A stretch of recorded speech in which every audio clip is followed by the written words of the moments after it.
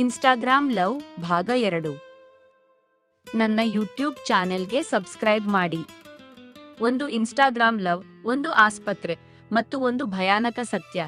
ತನ್ನ ಪ್ರೀತಿಯನ್ನು ಉಳಿಸಿಕೊಳ್ಳಲು ಆದಿತ್ಯ ಓಡಿಹೋಗಿದ್ದ ಸ್ಥಳದಲ್ಲಿ ಅವನಿಗೆ ಸಿಕ್ಕಿದ್ದು ಪ್ರೇಯಸಿಯಲ್ಲ, ಜೀವನವನ್ನೇ ಬದಲಿಸುವ ಒಂದು ರಹಸ್ಯ.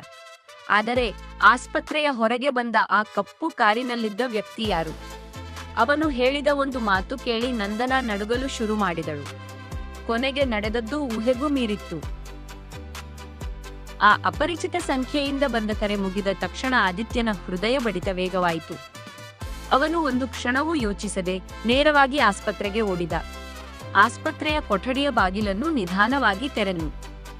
ಕಿಟಕಿಯ ಬಳಿ ನಿಂತಿದ್ದ ನಂದನಾ ಹಿಂದಿರುಗಿ ನೋಡಿದಳು. ಆದಿತ್ಯನನ್ನು ನೋಡಿದ ಕ್ಷಣವೇ ಅವಳ ಕಣ್ಣಲ್ಲಿ ಕಣ್ಣೀರು ಹರಿಯತೊಡಗಿತು. ನೀನು ಯಾಕೆ ಬಂದೆ? ಆದಿತ್ಯ ನಗುತ್ತಾ ಅವಳ ಮುಂದೆ ನಿಂತ.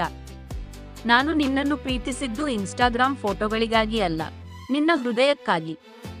ಈ ಮಾತು ಕೇಳಿದ ನಂದನಾ ಜೋರಾಗಿ ಅಳತೊಡಗಿದಳು. ನಾನು ನಿನ್ನ ಜೀವನ ಹಾಳಾಗಬಾರದು ಅಂತ ನನ್ನ ಕಾಯಿಲೆಯನ್ನು ಮರೆಮಾಚಿದ್ದೆ. ಆದಿತ್ಯ ಅವಳ ಕೈ ಹಿಡಿದು ಹೇಳಿದ, ನಿನ್ನ ಜೊತೆ ಬದುಕಲು ಆಗದಿದ್ದರೂ ನಿನ್ನ ಜೊತೆ ಕೊನೆಯ ಕ್ಷಣದವರೆಗೂ ನಿಂತಿರುತ್ತೇನೆ. ಕೊಠಡಿಯಲ್ಲಿದ್ದ ವೈದ್ಯರು ಇಬ್ಬರನ್ನು ನೋಡುತ್ತಾ ಮೌನವಾಗಿದ್ದರು. ಸ್ವಲ್ಪ ಸಮಯದ ನಂತರ ವೈದ್ಯರು ಹೊರಗೆ ಕರೆದು ಹೇಳಿದರು, ಹೊಸ ಚಿಕಿತ್ಸೆ ಇದೆ, ಆದರೆ ಅದರ ವೆಚ್ಚ 30 ಲಕ್ಷ ರೂಪಾಯಿ. ಆದಿತ್ಯನ ಮುಖ ಬಾಡಿತು. ಅವನ ಬ್ಯಾಂಕ್ ಖಾತೆಯಲ್ಲಿ ಇದ್ದದ್ದು ಕೇವಲ 35,000 ರೂಪಾಯಿ. ಆದರೂ ಅವನು ಒಂದೇ ಮಾತು ಹೇಳಿದ, ಹಣಕ್ಕಾಗಿ ನಾನು ಸೋಲುವುದಿಲ್ಲ. ಮುಂದಿನ ದಿನ ತನ್ನ ಬೈಕ್ ಮಾರಿದ, ತನ್ನ ಕ್ಯಾಮೆರಾ ಮಾರಿದ, ತನ್ನ ಲ್ಯಾಪ್ಟಾಪ್ ಕೂಡ ಮಾರಿಬಿಟ್ಟ. ಇನ್ಸ್ಟಾಗ್ರಾಂನಲ್ಲಿ ಸಹಾಯಕ್ಕಾಗಿ ಒಂದು ಪೋಸ್ಟ್ ಹಾಕಿದ. ಸಾವಿರಾರು ಜನರು ಪೋಸ್ಟ್ ನೋಡಿ ಕಾಮೆಂಟ್ ಮಾಡಿದರು. ಆದರೆ ಹಣ ಕಳುಹಿಸಿದವರು ತುಂಬಾ ಕಡಿಮೆ. ಸೇರಿದ್ದು ಕೇವಲ 7 ಲಕ್ಷ ರೂಪಾಯಿ. ಇನ್ನೂ 23 ಲಕ್ಷ ರೂಪಾಯಿ ಬೇಕಿತ್ತು. ವೈದ್ಯರು ಹೇಳಿದರು, ಇನ್ನು 24 ಗಂಟೆ ಮಾತ್ರ ಸಮಯ ಇದೆ. ಆ ರಾತ್ರಿ ಆದಿತ್ಯ ಆಸ್ಪತ್ರೆಯ ಹೊರಗೆ ಒಬ್ಬನೇ ಕುಳಿತಿದ್ದ. ಅಷ್ಟರಲ್ಲಿ ಒಂದು ಕಪ್ಪು BMW ಕಾರು ಆಸ್ಪತ್ರೆಯ ಮುಂದೆ ಬಂದು ನಿಂತಿತು.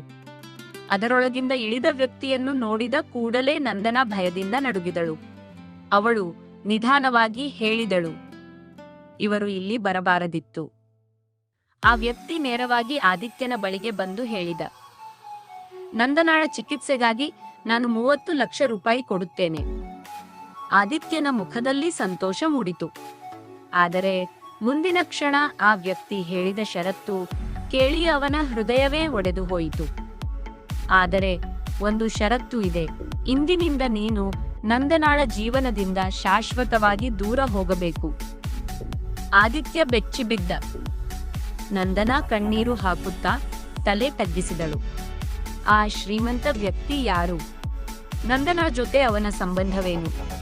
30 ಲಕ್ಷ ರೂಪಾಯಿಯ ಹಿಂದೆ ಅಡಗಿರುವ ನಿಜವಾದ ರಹಸ್ಯ ಏನು?